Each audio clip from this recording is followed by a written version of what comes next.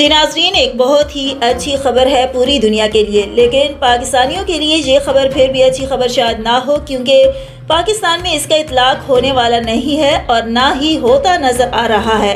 तो खबर आपको बताते चले कि आलमी मार्केट में खाम तेल की कीमतों में 9% कमी हो गई। अमेरिका में खाम तेल $110 फी बैरल से भी सस्ता हो गया।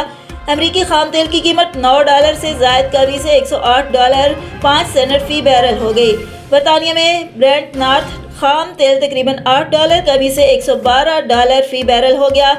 लेकिन पाकिस्तानियों, आप ज़्यादा खुश ना हों, क्योंकि हमारे हुक्मरान ऐसा बिल्कुल नहीं करेंगे, क्योंकि ये अमेरिकी गुलामी का मुंह बोलता सबूत नजर आता है।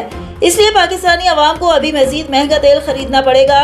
ज़राए का कहना यह भी है कि कहा जा रहा है तेल अभी $310 लीटर तक जा सकता है, क्योंकि $90 करोड़ की पहली किस्त मिलने की शराइत ये रखी गई है। तो आवाम अभी मजीद तैयारी करे और महंगा तेल खरीदने के लिए तैयार रहे।